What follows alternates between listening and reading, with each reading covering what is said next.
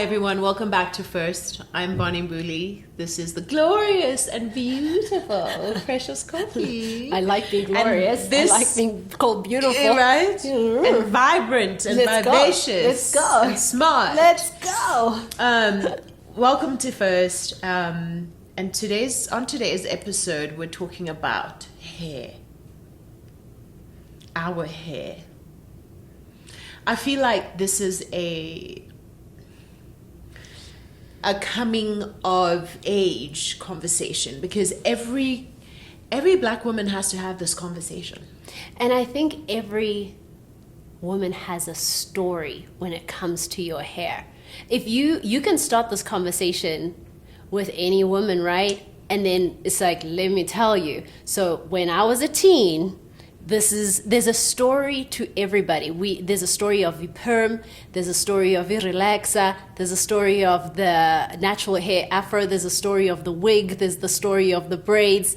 There's so many stories, but first things first, before we go into those stories. What is your first things first? What is your first thing first today? So I'm going to borrow a page out of your book. Okay. And that page is to speak life.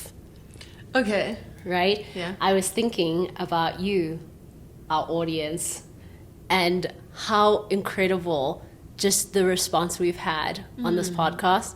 But aside from the support, the friendship I already feel, the rapport, and I'm like, I know this person, but I've never met this person, you know? And I see us doing a tour and having live conversations together. Do you see that happening? I see us going to South Africa. Yes. And meeting all of our podcast listeners in different parts of the cities, different parts of the country. Cape Town, and stand just up. Having fun. Yes. Yeah. Where are you most excited to visit? Having uplifting conversations. Beautiful conversations. Where are you most excited? Everywhere. Okay, well, all right, diplomat. Everywhere. Just pick a place. I haven't been home in a long time, so any part of home will do. Right. You know? I haven't been to Cape Town in 15 years. So no, I lie. Is it 14 Uriah? My son is now turning 13. So in 12-ish years. Where were you when you were last there? Johannesburg. Okay. Right. So a lot of my family has moved to Johannesburg. Okay. There's no one, let me not say no one. There's so many of you who are still in Cape Town. I mean the ones who carried me in their womb and birthed me. Okay. You know, my mom's not in Cape Town anymore. My dad's in the Eastern Cape. So the previous time, I was in the Eastern Cape. Okay. Oh, what a time to be. Like, in the Eastern Cape? Eastern Cape is that girl that is underestimated. Really? That girl, when we were in a bus at one point driving through the Eastern Cape, and I was like, do you all see what's out? Do you see the beauty that you get exposed to every single... It's breathtaking. The Eastern Cape is breathtaking. Because my breath was taken. I was like... the scenes, I was like, this is unreal, guys. And this bus, I don't even know how much it costs to be in that bus, but I know it was super cheap, you know? Yeah. When you live in dollars, I understand that it's not cheap for everyone. But I was like, for that amount of money to be driving through these roads, this level, it's luscious, it's gorgeous. Eastern Cape is that girl. Really? Underestimated. Wow, that's beautiful. You took me right there. So,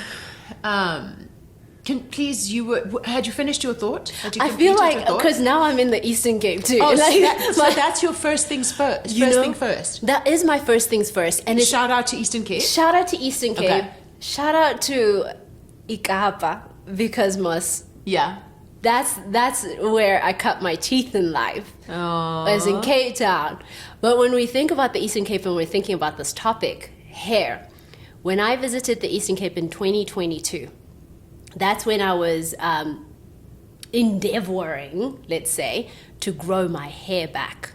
right? Talking about hair This time conversations. This time around in life as a woman in her 30s. I was like, let's grow this hair back, right? And so when I was in the Eastern Cape, it was still kind of short, and I was struggling with the back of my hair. I had struggled to grow my hair for, I think, 4-ish years, perhaps 5 years, especially post-childbirth. And so that time in the Eastern Cape, I was contemplating whether or not I was going to endure what felt like suffering at the time, trying to grow this hair back, where there would be patches of spaces in my head where there was no hair, and it just was refusing to grow.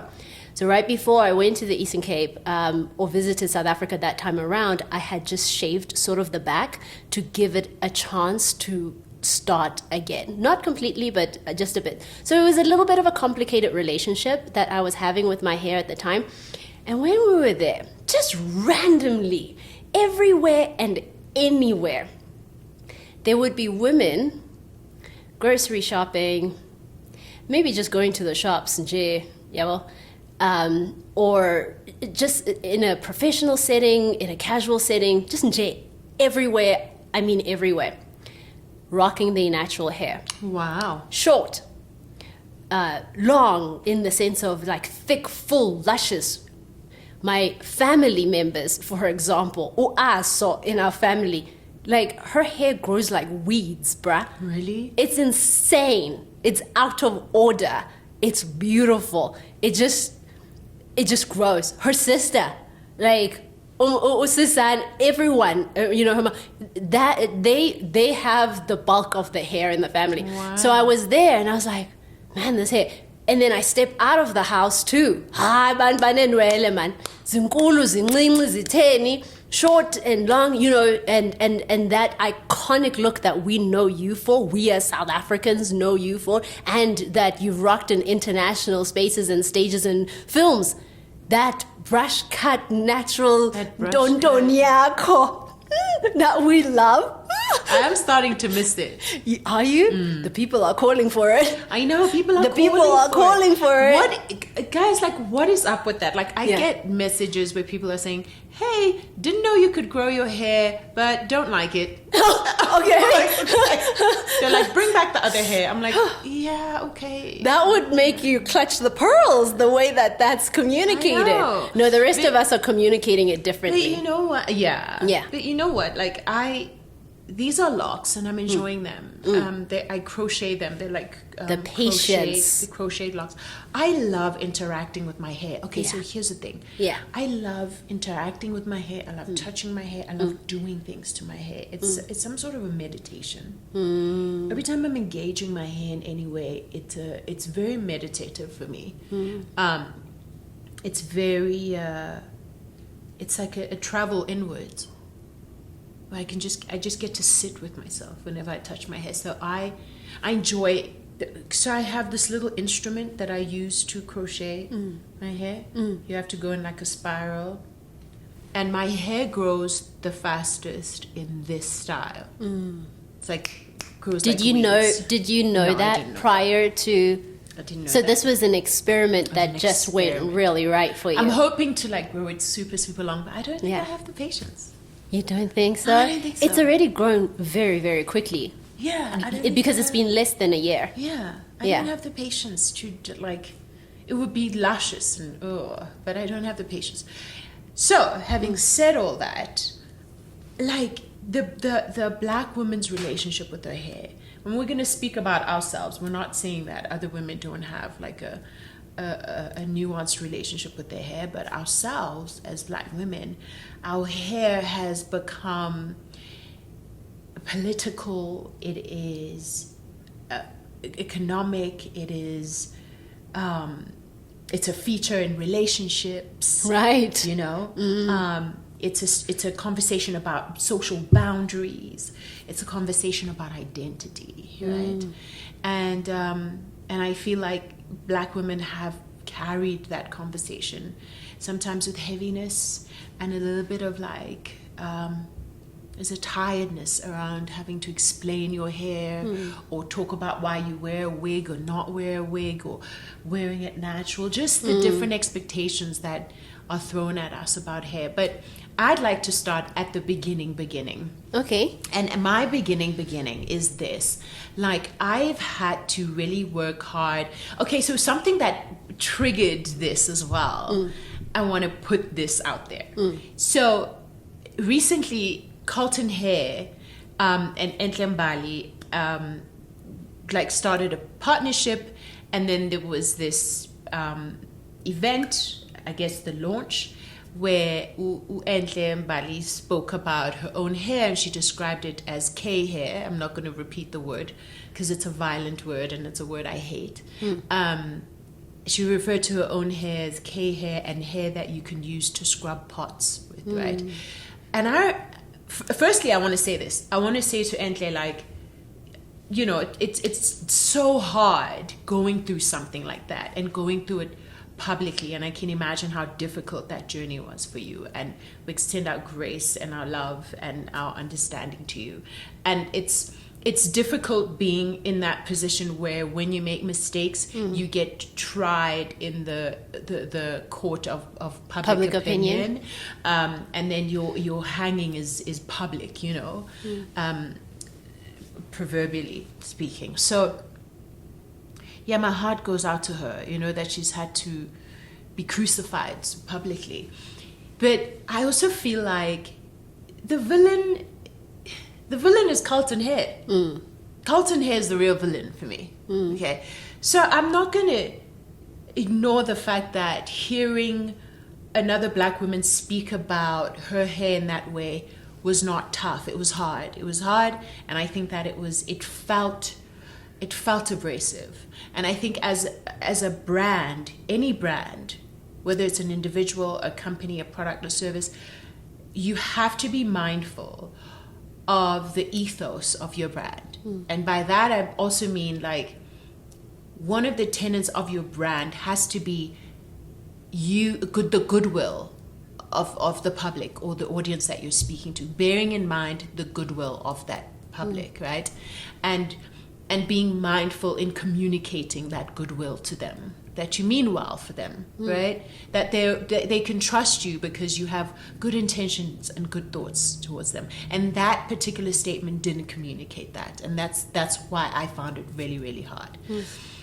But also, I was like, didn't Bali not understand the assignment? She understood the assignment. She understood the assignment because who is Carlton Hair? We know who Carlton Hair is. Carlton Hair has never been about black hair.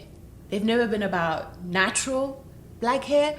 They've never been about putting themselves out there as a service that nurtures and cares about black hair.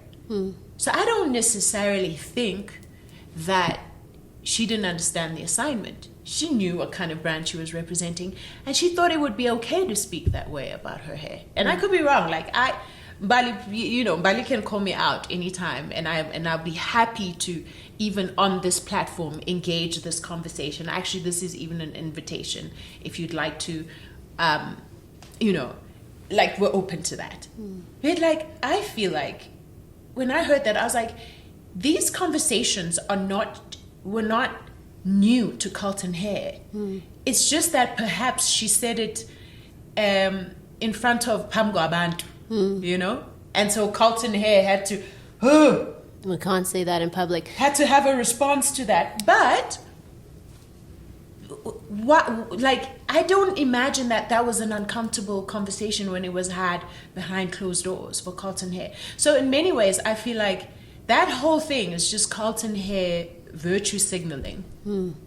I've never seen Carlton Hair as a brand that cares about the natural black hair of women.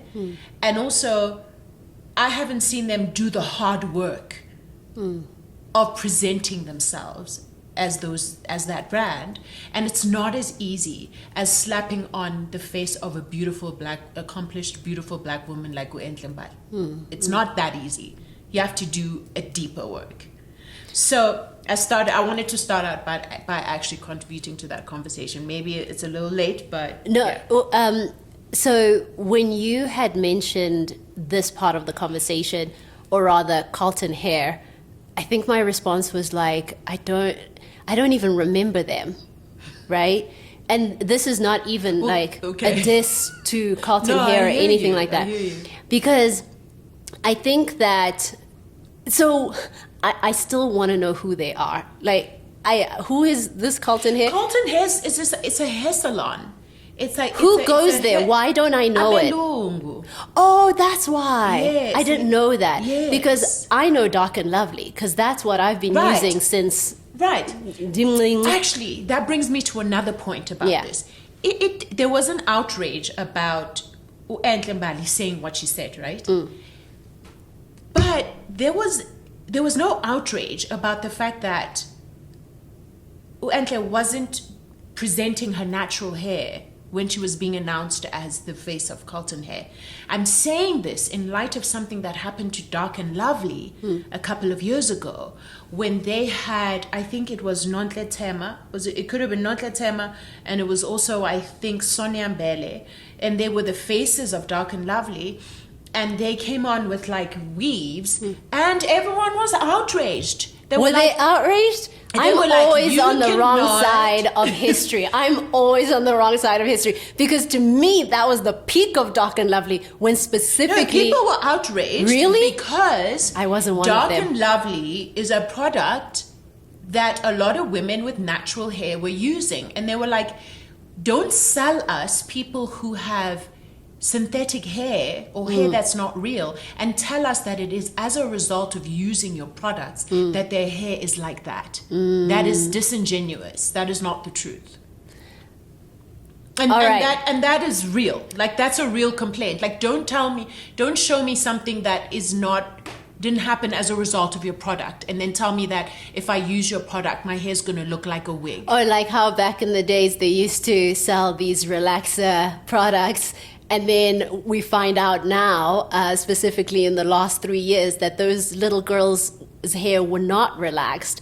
It was a blowout and straightening. There was no chemical process to straightening their Right. hair. Those girls some of them have come out. But now going back specifically to Dark and Lovely, and I love this part of it because it's interesting to me how people can have different experiences, even about a brand. Of the same brand, yeah. A brand Yeah. and a launch, yeah? Yeah. Because genuinely, and I have this image of myself driving over, what is the bridge when you're in Joburg town, like in town? What is that? Nelson One in Mandela Bridge. Braamfontein? Yeah. Nelson Mandela Bridge, Nelson right? Mandela Bridge, yeah. So I remember when you were driving over Nelson Mandela Bridge, there was this huge billboard of Unontle Tema looking Gorgeous. impeccable. Right. Like it was towering. That's the word. Yeah. Towering. Yeah. And every time I would drive there, and I'm hustling, I'm working, and all this trying to make it in life and whatever, Yeah. I was like, hey, Unontle, you can't catch her, this one. It's always, you come close, she's 100 miles away. Yeah. But yeah. I think the reason why I was naive to these conversations is because I was looking at Unontle's achievement, that her influence has landed her in a place where she, a brand bets on her, not only with such a billboard, but with being the face of the brand. So my focus at that time of Dark and Lovely was Unontle and her achievement. It had never to do with the brand itself. And in actual reality, that's what ends up happening, don't you think? Like when people become the face of a brand. Well, that's why brands 'cause- have faces. Right, because people buy into The person. the ethos of the person, the Right. character of the the person. Yeah, they're Yes. influential. That's why they end up in this Yes, right? position, Yeah, right? yeah. Just as no, sorry, I'm mixing. Bruh, the names we need to just, Lord help me. Entle, Yes. the influence that she has Yes. landed her this brand deal. Right. So there was a betting on the fact that she will bring more business because of her influence and her stature and her success. Just as at that time, I was heavily influenced by Unontle, right? Because of her beauty, because of, you could even, now in America, use the word sass. I was going to use the word sass. Her achievements. Like unapologetic self. Sure. Do you know what I mean? Yeah. At the time, my hair was an afro. Yeah. Never once. Was Right. I was wearing an afro. And never once did I feel the desire to have the same hair that Unontle had on the billboard. It was never about the hair. Right. It was never about the hair. It was about her influence.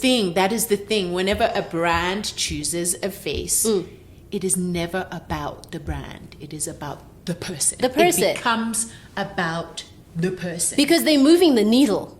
It's not Right. charity. This is a business interaction. Right. You are chosen in this particular position because you move. You move the needle because it's about a return on investment. So what may have happened in that situation from a business perspective is that they made an investment, right? So they shook on an idea, they shook on a plan. Right. And if the comments that were made perhaps stayed within that particular room and did not have some kind of a ripple effect on social media, I think they would have maintained the relationship because the bottom line is Uentle's influence brings money into the door. Right. That's the bottom line, into the market that they Right. are tapping into currently. But right? because we are now living in the age of social media, people will hold you accountable for every word you say. And That's also, scary. And also artists. Bonnie, that's scary. Yeah, artists and brand ambassadors and celebrities are being called to a higher responsibility and higher accountability. Everyone else should be, and I think the celebrity should be as well. Higher but unrealistic. No, why? It's unrealistic. Okay, so for example, Why? everyone has an opportunity in life to say the wrong thing. It's there. It happens but to it's all more of us. damaging if you're going to say it, It from absolutely, a massive stage. yes. But right? then there's this thought, because I thought about the K word myself, right? And I was thinking the other day, it's so interesting that South Africans really don't play around with this word. No, we don't have time for that. There's word. no real playing around with this word.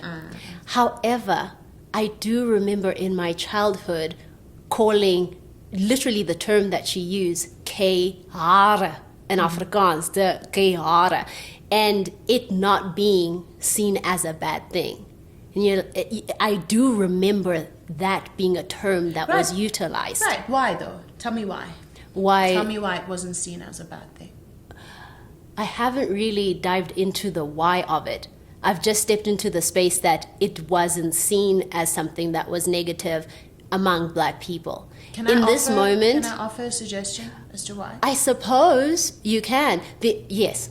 I'm thinking now that it relates back to, just really quickly, in hip-hop culture, the N-word being used in hip-hop culture, in music and so forth. There is another camp, a lot of the older Black American individuals who see that this is a word that should be retired, right? And it still causes harm. And then in hip-hop culture, it's, yeah, but we've taken something that was used against us and we've reframed it so that it feels empowering and at ease and the word doesn't own me.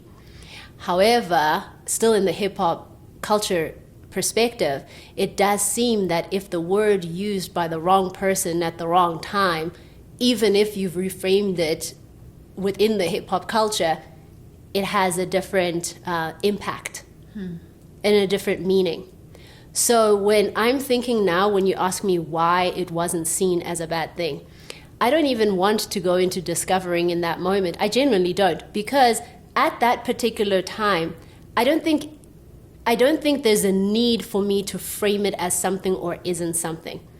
But there's also when I look into it, it's not a word that I continued utilizing into my adult life. And I don't know why that choice was, because I never scrutinized it and looked into it and took some kind of an inventory of it. It either was or it wasn't. But I understand that the culture that I was in, the Xhosa Afrikaans space that I was in, when it has to do with the hair, that's the wording that was used. And I don't think that it was used to be weighted as a weighted, weaponized term or conversation. By who? By my family members, by the people around me. But my family but the members K word specifically. But the K word was. The K word. The K word and its origins was only harmful. Yes, and that's why I'm using the example of the hip hop culture. It's the same sense, right? So it's the same sense, but that word, the K word being used in South Africa was in isolation. Like it was long. I heard that word before I heard the N word. Yes. I wonder if we're on the same page. I don't feel like it was a parallel development. Now, not in all cultures. Now I can recognize it as an equivocation, as a similar example. But at the time, it was just a word that existed in apartheid South Africa, and it was used to as derogatory and to belittle, degrade right. and belittle and dismiss Black people, right? Yeah. And I actually can't equivocate it to anything else, to not even to the N word. I hear you, and I want to. I have more questions than answers, because I wonder, sometimes you have a family culture, and then you have a community culture, and then you have, what is the English word when we're referring to amaXhosa, beZulu, whatever that English word is. So you have these compartments, sometimes depending on ethnic groups, because these are the people you're growing around mostly.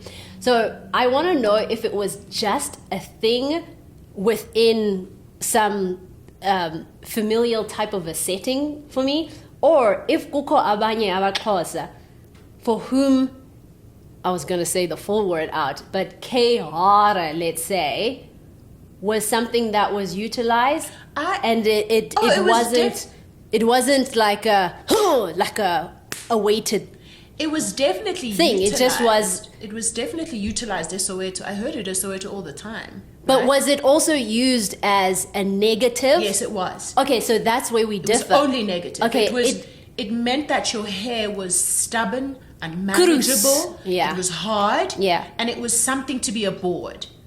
I think that's where the communication must come. It was not preferable. Okay, so the instances that I'm talking about, there is no memory of it being used as something bad. So I'm aware of how lucky I am, actually, and blessed to have been in a family that has always celebrated the most natural part of your hair, right? Well, in its natural state. That makes not sense, just the nucleus family. Not just the nucleus family, but the extended family, right? So for example, Mama, tell me if I'm wrong, but I feel like my mom used this exact word to describe my hair in my most recent trip to South Africa most recently, right? She called it the K-hara. Because she was like, explaining something to Uzintle, I think. She was like, hey, that's why I don't know the word, I can't remember the closer word she used, but like it just extends, and it just grows, and it's thick and it's strong. But it's the rechtige K-hara, this one. That's why it full in and it was like speaking life into the hair. Because she was saying, in a sense, it was like, it is like, I think she meant it like, it is the most indigenous of umntu omnyama ezanwele azipheli ziyakhula zikhukhumale zitheni dasarachtige. In our households, I do think that it's true that we're not always politically correct. If that's not the case for everybody, hang me now, because we're not politically correct in our households, for sure, right? In your households, yes. In our households, we're not. I would never use that word in my household. Period. Right. To describe anything that's got to do with my family, my life, and especially because it was a word used by another group of people to oppress the people group that I was from. Right. So I'm not going to own it. It is not mine. It's their thing. Okay. Right. So the other thing, though, is that we evolve, right? And the reason why I said to you, why was it widely accepted to refer to our hair like that? And I wanted to offer Go ahead. a suggestion. Yeah. Was that it was internalized self-loathing. An internalized way of viewing ourselves that was degrading, and we finally owned it and accepted it, that this is what our hair is. Because when we look now at how we're treating our hair still and handling our hair, we've hardly moved on. Not all We've of us. hardly evolved. Not all of us. Yeah. Certainly not me. Yeah. I've put in the work. And Certainly not you. and certainly not me. Put in the work to love my hair. Exactly, but I never even put in the work. I've never had to go through a journey It just from not was, love is. because of the household I was raised in, with a mother who said it like that. So even the K word never had the impact for me. It never carried weight for me, regardless of its historical significance, right? Really? Because my understanding of it is from that perspective of the, like, there's a level. I think what my mom and my dad also did was, I don't know if this is intentional or not, but they did a reframe so that words, I put a definition to them. And so when it is utilized by someone else, regardless of history, it just doesn't carry weight. It is a word, just as that's a table, this is a chair, this is a dress, this is a human. It's a word. I decide the meaning of the word, regardless of history. So I never had to go through a journey of learning to love my hair. My hair always was my hair. Yeah. Well, that's very unique. And it's you're part of the fewer people. You're not part of the majority. The majority of Black women have had to undergo a journey of really embracing and loving their hair. When I said let's start at the beginning, Oh yes, I started to. There was a season in my life, and I always say this: I write myself out of dark spaces. Every dark space I've had to evolve out of, I write myself out of it. And I remember writing a paper for myself on black hair. this is right? poetic. I'm eating it up. And Go on. I wrote this paper on black hair. I thought it was going to become a book. I think I wrote like 5 chapters and then I stopped. But basically, I started to write it many years ago when I was in LA. I had just moved to LA for the first time. I was married at the time. And I was being confronted by Americans in the casting space just being like, we cannot believe you showed up here with your natural hair. Tell me what your hair looked like at the time. It was just short and natural. Oh, so it's the Bonnie. It's the Bonnie the everybody iconic. knows. Yeah. Yeah. I showed up like that with my hair, and I would show up to castings and people would be like, whoa, okay. As if you didn't was respect like the moment enough to prepare. I want to say, quote unquote, prepare. That, but also, what audacity have you to strut around with your hair looking like that and think that that's okay? Right? Because in like the American definition, it was not good hair. I'm referring back to that documentary, the Chris Rock documentary about good hair. It was not good hair, right? And I come from a country where I've worn my hair like this my whole life, and it is celebrated. And the way right? we yeah, it is we celebrated, love it. right? Yeah. So, but I want to talk more widely, like about how this hair thing can also migrate and live in different spaces as a conversation, and a form of resistance, right? Yeah. So I recall when I was writing this paper, I went back to like my early years and I was like, when was the first time I started to form my hair identity and what informed it? So in my earlier years, my mom just was like, we're not relaxing your hair, you're not getting braids, you're da-da-da-da-da, you're just having your hair short because it was associated with upapa, nokuthanda izinto, right? There was like this thing of like, ungumntana, you're not going to Then be be here a with, child. Yeah, be Yeah. a child. Yeah. Ungumntana, you're going to have very simple hair. You're not going to have this overly decorated, like adorned hair, right? Fine. But then politically and socially, I recall that throughout my early years as a little girl, and then into my teen years, and even into my 20s, the only time I had seen women on television in advertisements handling, touching, and washing and feeling their hair were white women. We were never shown images of black women washing their hair, having a wash day, touching their hair, shampooing their hair, blow drying their hair for years. In We its were natural only- state? in any state. In any state, But especially in its natural state, we were never allowed to see that. So we were never represented, right? And that was a massive statement, because what was not being said was also permeating, right? Apart from what was being said, what wasn't being said was also leaving an impression on young black girls. And it was leaving, for me, what I understood at the time, it was leaving the impression that nobody is interested in the intimacy of you and your hair. It is not something to be beheld.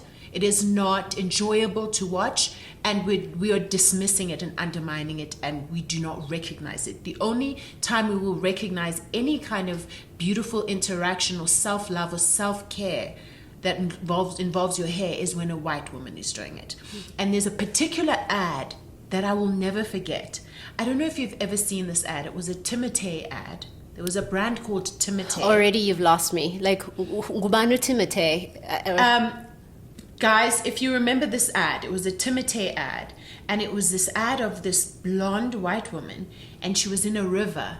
And she was washing her hair in the river. Wait, And all then of a her sudden hair- that sounds familiar. Was it And blonde? her hair turned into a river, a cascade of flowers. I think I remember this It advert. just turned into these flowers cascading down her shoulder and down her back. And that ad played repeatedly for years. And I used to watch that ad in awe. Because it was just like captured the essence of femininity.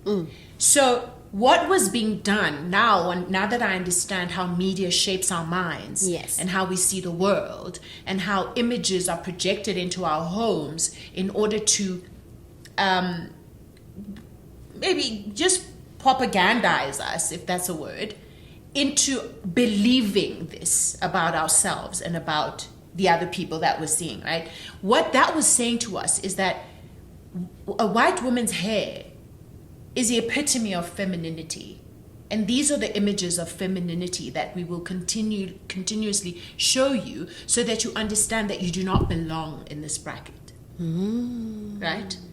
So I then understood that much later, that because I've never seen a black woman on television touch her afro, wash her afro, dry it, and then treat it and then handle it. The only time we see that is on social media, when black women are like, oh, come along with me as I have my wash day, da da da. That's the first time that kind of information was disseminated in images, right? But the only images we have is of white women having an intimate relationship with their hair.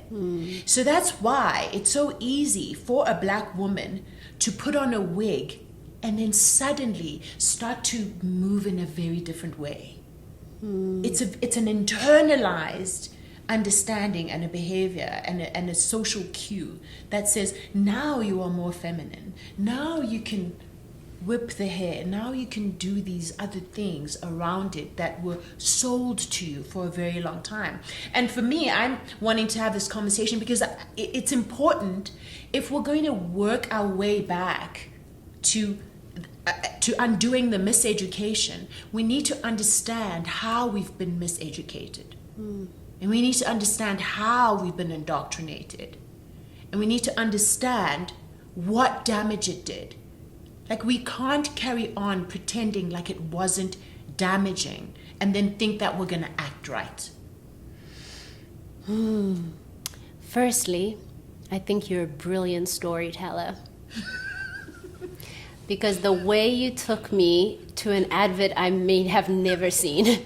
You may have never seen that advert. I may not know this chick, but now I'm like, I remember her. And I don't even know this brand, but it's that you painted your words, girl, your words. No, okay, they paint pictures. Owen, am I wrong? Like, Owen is not even South African. He is a New Yorker who's like, yeah, I've seen these ads. Look, I know them ads. I know them ads. Firstly, I just needed us to just kind of have like a moment to recognize, that was the first thing. And then the second thing, I wonder if this has a place in this conversation. I thought to myself, there's value in being self-involved. There's great value in being self-involved. Let me explain what I mean by this. When you shed this sociology, if we can call it, you are a scholared human. When you shed all of it and the gravity of it, because it has gravitas for sure, right? But you didn't just go from, funny? Because you went from the personal and you expanded to how the personal is political. This is stuff I learned, in my art career. It took me there. I saw all the angles. And within all of that, my response in my mind was, it pays to be self-involved. It pays to be self-involved. Let me explain myself. Because the things that you are talking about, I may have heard some and may know some in theory, but not in the way that you just sold it, because you sold it really beautifully and I got into the story with you. Yet at the same time, I can't relate. I just can't. I can't relate. Let's bring back my candidate. I can't relate because I'm so deeply self-involved. I'm so deeply self-involved that I'm out of touch. I'm simply out of touch in this conversation with especially like the deeper political nuances of things. I'm aware, but choose to be out of touch because, one, my hair journey. My mom told me this week actually. She's like, yes, Indoba. Xhosa Sam is high levels of bad that I shouldn't even try. But in English, my mom said, the reason, she was like, yes, Novi said, the reason why we moved from Ipem ne relaxa, because I think we were relaxing when I was like 9, 10, Ipem, so like there was that stage of relaxa perm kind of vibes, to Unlibinwele Zako the way that I am, right? Is because she said it was getting too expensive. And I said, do explain. She was like, so now I'm going to take you on Saturday. We're going to get our hair done. And then by Monday... Mom wears the most beautiful afro though. Yeah, but basi relaxa no mama, sisenzi pem. Oh, okay. We did all the stages and we do all the things. There's no hairstyle that's like... That you haven't done. Yeah, like I've done the weave, braids, all the things, right? Yeah. Yes. So at that particular era, we were doing relaxa, because... I liked Oprah's hairstyle, like, the waves. Right. I didn't know about the blowout and all of those things. So we figured that style is created through relaxing the hair, right? And now we know differently in the world. We know that style, you can just blow dry it. It blows my mind how all of Oprah's hairstyles are memorialized in our minds. Oh my gosh, completely. So we would go through this journey, Nati, like of relaxing the hair and just getting these curls, and this was my hairstyle for school, and boy, did I love it. I loved the perm, I loved the relaxer stage, I loved it all. And then we switched because entering swimming, now the relaxer is wasted, right? Because even though it's chemically clean, the shrinkage, the drying out, all of it. Yes. And now the hair is impacted by the chemicals too from the relaxer. So it just wasn't a good look, you know. Not only that, but according to Mama, ibiduru yonke lento, ibiduru ngoku. So now we have to count expenses. So she was like, yes, no, let's do it this way, because your natural hair will endure all.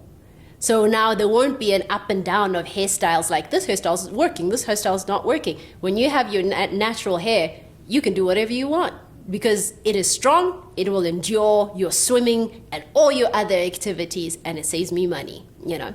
So then we moved on to that space. When I got introduced to the South African audience, I had already stepped into just wearing my hair as natural, because that was its most enduring. It was in its element, man.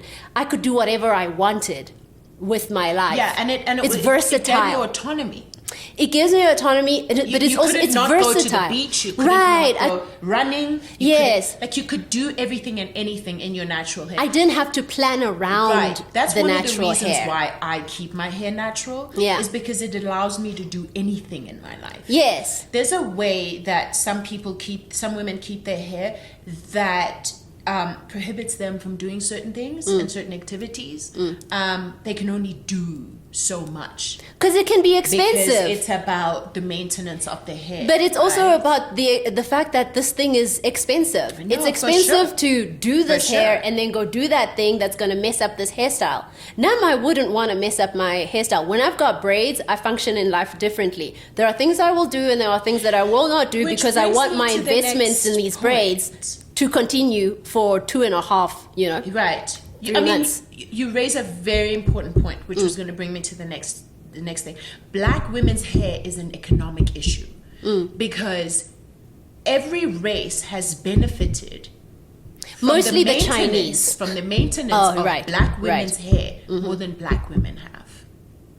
And so you have to understand that it is very important for all these companies and these economic, sorry, because messing with the sound. No worries. For all these conglomerates and these companies and these economic structures to keep the status quo, to maintain it so that they can keep making their money.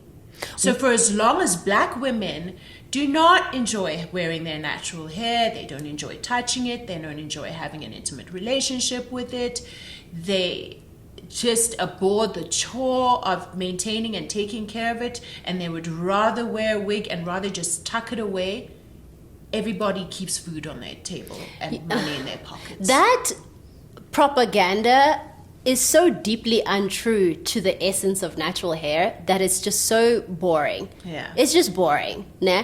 And I think we are so privileged to have been born and raised specifically in South Africa. We are extremely privileged because yes, there's been changes that have had to happen through the years.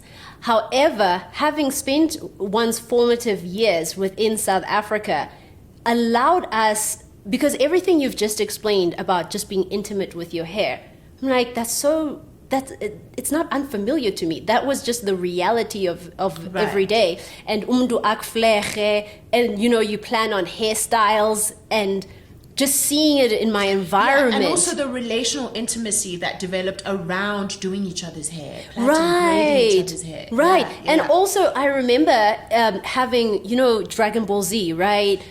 Right. Yeah. You know, Goku. Are you? I feel like I had already outgrown Popeye when you guys were watching Dragon Ball Z. How dare she calls it Popeye? Listen. Popeye. Popeye. Yes, it is. But it's like Dragon Ball Z don't like hair. Dragon Ball Z has a lot of your generation by the chokehold. Proper. In a chokehold. Because listen, there were you guys loved that show. Loved? What are you talking about? Past tense. What? There I were also see in my periphery. Owen just let's go. Owen, what do you love about Dragon Ball Z? I used to love watching with my older cousins, so it has a lot of like positive memories attached to it. Exactly. So it was like a really fun show. It was a fun show? Yeah, it was very fun to watch. Wow. It's just epic, man. Yeah. Even the stance. When they go Super Saiyan. Let's go. Okay. Ubingubani Dragon Ball Z ubesanga ntoni? Okay, so the reason why I bring it up, I'm going to answer you now. You missed out. But you haven't. It's never too We late. had our own things. Oh, you had your own things? Okay, fine. We had Dragon Ball Z. Wow. And so there were two significant figures who influenced hairstyles and the exploration of hairstyles for me in my life, right? So my family space, that was the influence of his hair. So I never had to go through like political thoughts about my hair ever. But one, I will mention in a moment, the first example, but the second example is Dragon Ball Z. Their hair I could relate to so deeply Really? because it stood up. Oh, It yes. stands up, right? It doesn't fall Right, down.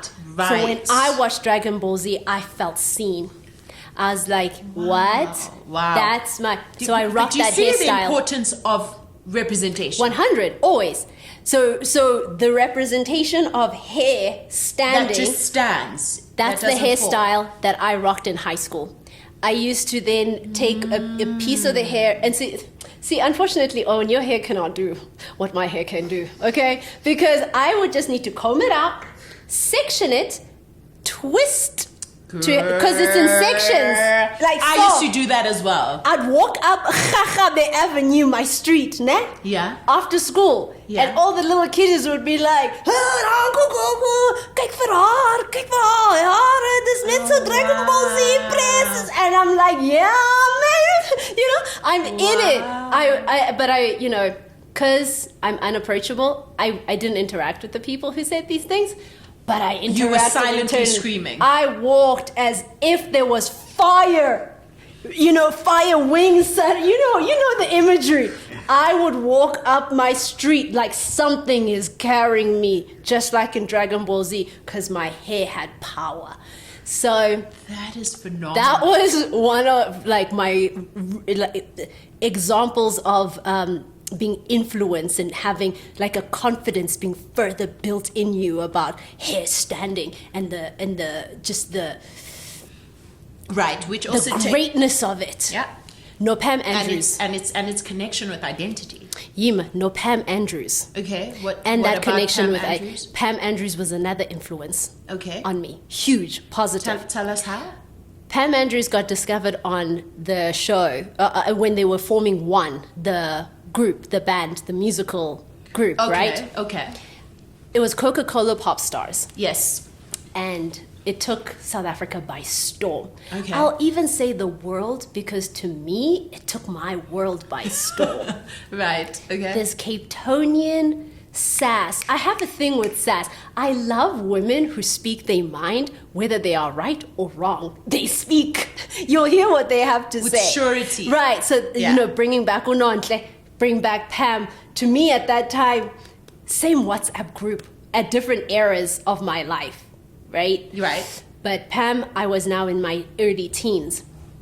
And I don't know what her hair type is or what her hair was, but she wore it in spikes. There were spikes to her hair. Okay. So some of the members in the group, if I remember, had their hair, you know, all nice and it was down in that sense. And then here comes this straight talking, confident, just cool girl whose Right. personality I just love and relate to. And she, when they did the makeover, her hair came out like in spikes like that. I was like, that's what I want. That's what I want my hair to always fill the room where I'm at. When I enter, first thing you see is my hair, because you cannot ignore it. It's standing up, bruh. It's up here. So Pam Andrews also had that impact.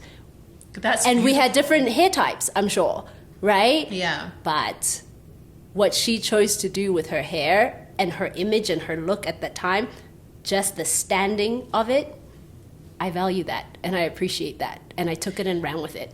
As you said that, I'm trying to remember like my big hair influences. So did your hair remain short because of your mom's influence, or when you were growing up, there was a point when you're like, actually, the structure of these jawbones, the way my eyes are shaped, this is the right hair style. This is the right hairstyle. Teacher. Oh. I had this teacher at Dominican Convent, Belgravia High School. I went to school called Dominican Convent in which part? The east of Joburg. It was called Dominican Convent, Belgravia. And I had a teacher there, Miss Francis, and whenever I had short cropped hair that was close to my scalp, and we had picture day. There was one particular picture day. It was the first one we'd ever had with my hair like that. And my pictures came out, and Miss Francis stood in the middle of the class and made a whole hoo-ha about how beautiful my picture was. Shout out to Miss Francis! Right? Shout out to her. Shout out! Because this was in grade 5. And that was like, those were the formative years. What a perfect time. Perfect time. Because that's when girls were like relaxing. I had a stint with perm. And then I'd had a stint with relaxanyana. And there's also puberty occurring, yes. There's a lot of internal conversations about how you appear. Yes. Yeah. Miss Francis took my picture and she would go. Because she'd be handing out the picture. And she went, Bonnie, you are so adorable. Oh. So beautiful. Oh. Your picture is my favorite. Hi, Miss Francis. Miss Francis changed my life. She was not holding because back. That's when I decided, if Miss Francis can stand in the middle of this classroom in front of 30 kids and tell them how phenomenal I look, and my hair's like this is it. I've won. And then after that, you couldn't tell me anything. I wore my hair like that for the rest of my life. Miss Because Francis. Let's go. Miss Francis. Teachers hold such power. Teachers. Yes. I have like very particular landmark moments in my life where teachers impacted me in a way that shifted me completely. I can relate. Right? I can also relate how standing up to a teacher shifted my reality. Ooh, tell me about a time when you stood up to a teacher. And it has to do with hair. Yes. So, I had this teacher. Where? Which school? Camps Situate Bay us. High. Camps Bay High? In Camps Bay. No way, Cape Town, South Africa. Okay. So, at this time, I'm powered by the energy of Goku, right? I am a character Okay. in Dragon Ball Z. Love it. And so that's how I'm wearing my hair Okay. to school. I had this teacher. How wonderful that I can't remember her name. This time I'm happy to not remember someone's I name. love that for you. Because she wasn't my teacher, she was a teacher in the school. And she pulled me aside more than once. The first time was to warn me that by Friday, I better do something with my hair.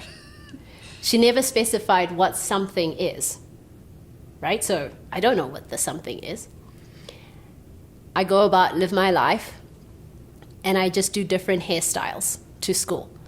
But for some reason, which I love for me, I love it for my teenage self, my hair, it never came down. It always stood up. For sure. Ne? And so I continued the week as per usual. Come Friday, she pulls me aside again and said, I told you that you need to do something. But she gets specific and she gives me examples of people's hair. So she gives me specifically braiding. So what I gathered from what she was saying is that the hair needs to come down and that it's distracting. So I was like, okay, I didn't do anything about it. Weekend went on. I was mad as hell, right? And I told my mom, and I told my dad. See, Udada, it's one of my favorite people.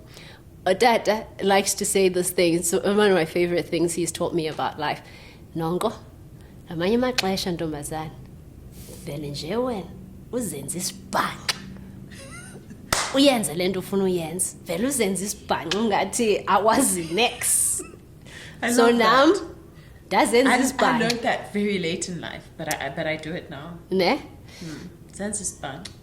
As if you know nothing. Yeah. Ne? And just go. But for zayenza it. lento Zoyenza zayenza. lento zoyenza. As if I don't know the consequences, as if I don't know. As if you don't know the rules. Right. as if you don't know Right. So that I take away my that it's not limitations. allowed. Yeah, you take away your Right. limiting thoughts. Uzenza nje wena. We call it delulu these days. Oh, you call it delulu. See, my dad's been teaching me to be delulu From since. So I was like, cool, I shall be delulu. And then I go to school on Monday. My hair is spiking like it's gonna cut you. Ne? Love It's this. out. It's there. She approaches me, and this is the last time she approached me. And she said again, I told you, you gotta do something with your hair. I point out her daughter, who has hair that comes up to below her buttocks. Oh. Her hair is so long. I said, how is this different from your daughter's hair? Now I am delulu now. Now I'm using, the strength and the guidance from Udada and what my mom has told me that I need to fight for myself. And then she was like, no, it's not distracting. No. And I said, miss, my hair grows up, not down. So I physically cannot bring it down because it grows up. Unfortunately for her, it may have been ignorance of even knowing what my hair can and cannot do, But I didn't need to explain that it can do this and this. But as far as she was concerned, and in that moment and in my teenage self, this is hair that grows up and this is what it does. And I have no control over its natural state. That's what it does. Just as your daughter's, her hair falls, mine goes up. What So did there's she nothing say? I can do. I genuinely cannot remember, but I graduated with an afro still. So think about Love that. it. 4 some years later, I still had an afro. Wow. I never changed. So I don't know, I cannot remember what she said, but I know that I didn't change. So she must have. I'm guessing. Wow. Yeah, this hair, and you know what was interesting as well? I've heard a lot of people talk about how, I'm raising girls, so I need to be very careful about how I speak about hair and how I handle my hair around girls. The same goes for boys, right? I remember when my son was, and this like sharply like stuck in my mind, when my Micaiah was about 6. Was he 6 or 7? And he saw a little doll, a black doll online that had a big afro, dark doll, and it was just pretty doll, like dressed in like a traditional African outfit with a big afro. And he ran to me and he was like, Mom, look at this beautiful girl. Aww. She's so beautiful. Yeah. And I remember thinking, And at the time, my son was at Camp Spare, huh? Oh, he went to Camp Spare too? Yeah. Oh. He was at Camp Spare. And I was like, I know why my son thinks that this girl with the massive afro, with dark skin, is pretty. It's because his mom looks like that. Right? And then I started to understand as well that we have to be careful how we speak about those things for boys. Because there was a conversation that we had earlier on about how for men as well, the woman that you're with and how she wears her hair has become a social status. Yes, because Yeah, I once a status experimented. symbol. I experimented with this. I wanted a rich Yeah. guy, like a rich black man specifically. I was living in did you? Joburg, and so I was like, I'm So going did to you put put a on a wig. wig? No, not a wig. A wig. I did a full-on weave. What did it look like? Oh, it looked Was amazing. it long? It was long. It was the middle part. It was just stunning. Like my features were sharp in it. Killed it. Okay. And let me tell you, when I say the BMW started hitting on me. It worked. My experiment worked. I was in a different tax bracket as to the men that were wanting to date me. So I think sometimes it's okay for us to play the game. When we need to play a game, play the game to get to your bottom line. That's just me. That's just you. I will play a game. I will never play a man game. I will always play a game. Men can sit down for me with that. Like, there's never going to be a game for me that involves satisfying the gaze of a man. It's just not going to happen for me. Oh, like, I'm on the opposite end of it. Yeah, I'm like, whatever the man wants, he's not going to get it from me. Oh, he's going to get it from me. What he's going to get is what I want. Oh! What he's going to get is what I want for me. Oh, I love it. And if that doesn't suffice for him, he can keep it moving and take several seats. I love it. Right. Because I will play a game to get what I want. Yeah. I will say what I need to say. I feel like it's fair to sometimes say I manipulate certain situations because you often know what a person wants to hear from you. I'm not afraid to say the thing, not even not afraid. I'm not immune to saying exactly what a person wants to hear, not needs to hear, wants to hear from me for me to get my bottom line, whatever that is. Wow. So, when it has to do with men, people, anywhere and everywhere. Does that make me? Hi, my man. I'm listening. Oh, and what does that sound like? There you go. I said too much. Remember in the friendship episode where I'm like, I feel like when a person gets to know me, they might not love me for me. No, trust me. You know what's hilarious? Yeah. All those things that you say that you feel are like, oh, yeah. That's the stuff that in our comment section, all the women are like, yes, that's me, precious. My favorite comment is when somebody was like, because I said something about, oh, I don't want to think for myself. I want my man to think for me. Like, and there was somebody, not everyone, because I was reprimanded. Were you? Yeah, on Instagram. I had some reprimanding. But then there was one person who said, same WhatsApp group. And then I spoke to her and then she was like, Bonnie's expression when you said that killed me. So this is just also the truth of my reality. I'm so unbothered with figuring out other things and thinking about putting my message across in the moment. If there's something that I want in this moment, and I know what you need to hear from me in order for you to give me the thing that I want, I'll play the role, I will say the thing, and I will make you think that I am playing your game when I have planned what the outcome will be regardless. So you will get as much as I'm willing to give you for you to be satisfied enough satiated to enough open to give me the necessary door. Wow. And then I will pounce.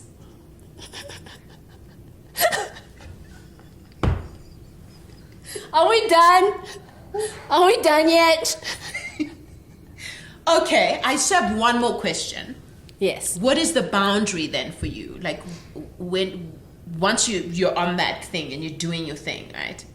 When do you think, oh, gee, let me apply some breaks, nyana, boundary here? Ask it to me in another manner so I understand more. Okay, so let me just say simply, to what extent are you then willing to do that? When does it start to become costly versus I'm in control and I know what I want and I know how to get it? In relationships or in general? Well, first of all, I plan situations before I enter them. That refers to conversations, that refers to an experience. That can't be entirely true. There's some things you can't plan. That's not how life works.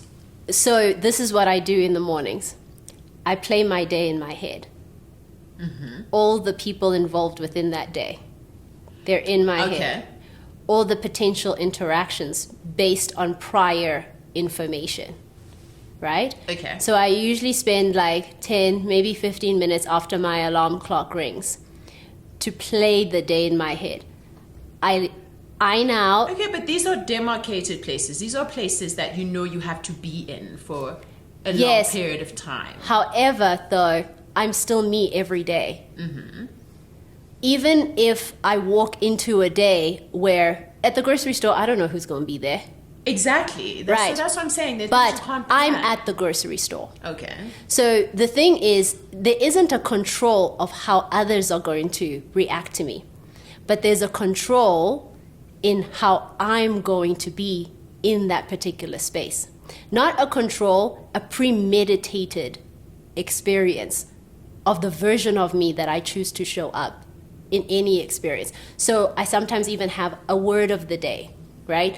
Or I have a feeling of the day, or I have a resolution as to when I come back home and I take my shower, how do I want to feel about my day? And so that feeling or whatever, or word that I want as the outcome is how I move within that particular day, right? And so having this concept focus, this is why I'm saying it pays to be self-involved. It's a concept of self. So now going back to your question, where is the boundary? Where's the line? Where do you not cross it? You know what I mean? How far do you go and not go? I've planned the outcome. I've planned the outcome of my everyday in the beginning of my day, right? I've also sat down and I've said, God, you've given me hands. I know what hands do. I know what feet do. I know what eyes. I even know what the mind does. But let's focus on what the imagination. What is the imagination? What is that space? Is it for creating TV shows? To imagine a TV show? But I'm not creating TV shows every single day. So how can my imagination be useful in my everyday? And this is how I allow my imagination to be useful in my everyday. Because I truly believe that the imagination, my imagination, is literally God at work in my life. Where I don't walk into life, right? I invite life into my morning, and then it flows in front of me. So now when I say that I know what the person wants to hear, just like you, I'm a good study of people. But at the same time, I like to play naive. I also quite enjoy the more frivolous side of me. It's one of my favorite parts of myself. And it's a character I thoroughly enjoy. When does that character come out? Almost all the time, because it Okay. disarms people. Okay. Is she here now? She's here all the time. Okay. Because I pull And out who's speaking now? always me too. Every part of me is me at all times. Okay. Every part of me is relevant, right? There's an intelligent part of me. Okay. There is a foolish part of me. There is a mean part of me. There's a very kind, thoughtful part of me. There's a grounded part of me. There's a Kim Kardashian part of me. Do you see? God. Your favorite girl. There's just, all those parts exist. That's what's wrong with the world. No! Stop! Leave my girl alone. All those parts of me exist. You know? There's a part of me when I look at myself in the mirror in the morning where I'm like, you're jacked, girl! If you had the guts of Kim, you'd post this! But I don't. Because there's another part of me that was raised by umXhosa, amaXhosa, and just the values of kwakofi, kwatrom, I can't show you everything, even though sometimes I want to. I want to have my Instagram thirst trap, but I But don't. you can't, yeah. This is the only, literally this currently in my life is the only reason I want a man, because I'm like, somebody's got to enjoy it. Excuse mama. Don't watch every episode. Come on now. Anyway. In light of that, Yes. I don't know who else out there has people in your parents' lives, specifically your mom, and they send your mom clips of you on social media. Don't. Stop doing that. What is your problem? Especially in places where your mom is not at. I know my mom sees things on Facebook. What is your problem? Right? So I'm addressing right now all the people. Watch out, everybody. All the people. Take the stage, girl. Who, whatever I say Take your camera. Your camera. TikTok, Your whatever camera. I say on TikTok, whatever I do on Instagram, you are taking those clips, forwarding them to my mom. Stop! Why? Okay, so it's not even. It's not even that I'm doing anything wrong or saying anything that I don't want my mom to hear. It's the conversation that follows my mom having watched that clip and then calling me and saying, "Hey bo, Bonnie, ngibona lapho uyakhuluma lapha ku Instagram ukuthi esikolweni kunzima yini ntombazana." And it's like, mom is not always going to understand situational humor. Right. She's not always going to understand that I'm having a rant.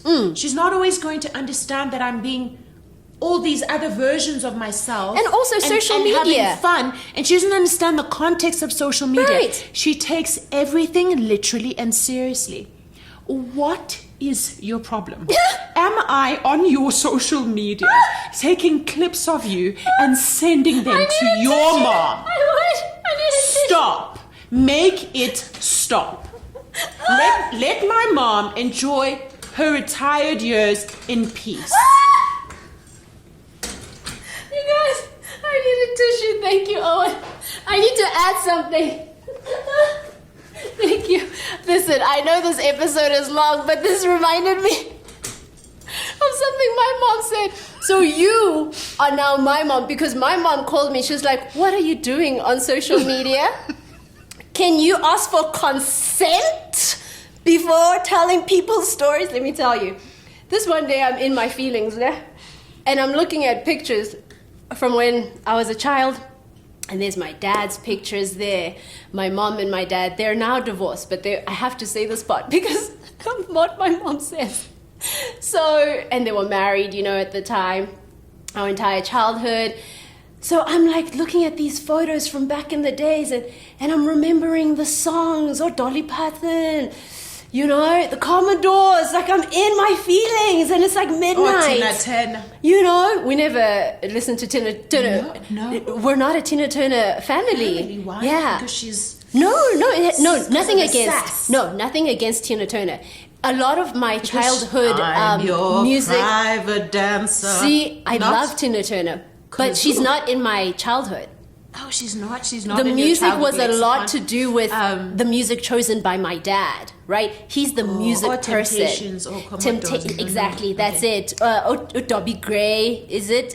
I think I got the name Who's the one who correctly. sings, "I really miss you, I don't know. Brandy, when are you coming back home?" Sing I it, just girl. revealed my age. Sing it, but girl. I have no mind. idea who that I is. love that music. But anyway, continue. So, but you get it, right? I get How it. music can be the soundtrack of your Of childhood. your life, yes. Right, and it just transports you. Immediately. So it transported me back, like, to the good times, Yeah. And then I see these pictures, and I'm seeing a lot of these pictures. I'm like, I was a daddy's girl. Like, I love it for me. I forgot that part, And I'm revisiting that now as I have conversations with Utadame Foni, and I'm like remembering, like, oh, like I've always been, Even when I started growing breasts, I don't know what happened to my breasts now.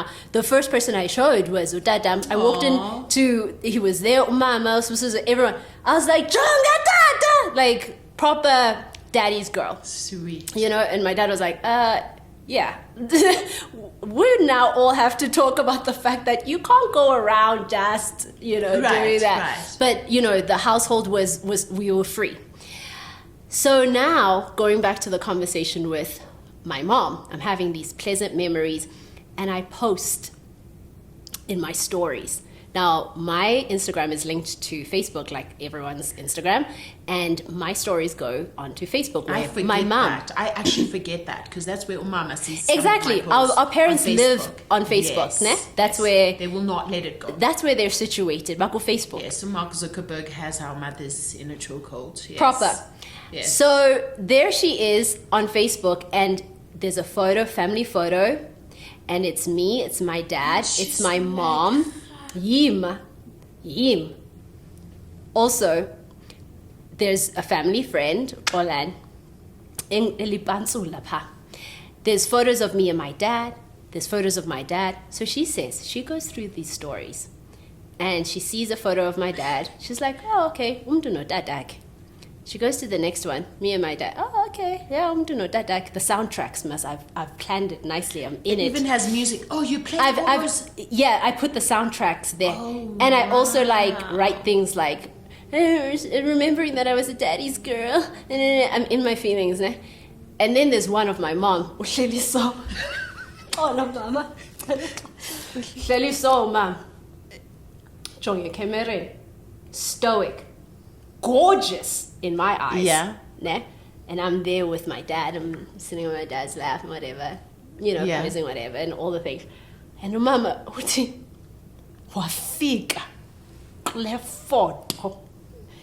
And then uyazibuza ndingena phi mina? Yinto Why yakhe am I notata in it? ndingena. Why am I in it? Ndihleli Right, pha. Mama. Ndithi mama, but you look beautiful. Hayi, Mama, Mama alright. is like, I was pregnant with your younger brother. I didn't know that. I was like, I thought she was a little bigger than usual. I thought she was a little softer on the edges, but I didn't know she was pregnant. I don't, okay. And then she's sitting there, but I was like, Ma, you look beautiful, your face, your She's like, stars. no, why She's am I like, in it? I'm like, but I wasn't talking about you guys. And then she says, because I said, I wrote down my mom is so beautiful. She's like, Didikwa na leto ibhalayo. Didikwa into yonke. Ndaqonda uba mandiphume apha. Nalo mculo ufake apha.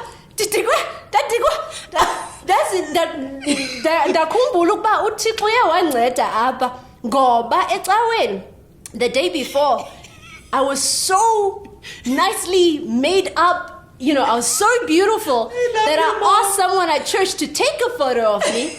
That's fuck up on Facebook now. And I'm like, why is this relevant? I'm thinking to myself, what's this got to do with the picture? She's like, so abantu bazi wena precious. It's the separation of precious. Yes, TV precious. yes. Nonwabisa. Abazi nam. Abazi precious coffee. Abazi nam Brenda. Ne? Yes. Bayayazi ukuba this is what Sister Brenda looks like today. That was back then. That was a situation.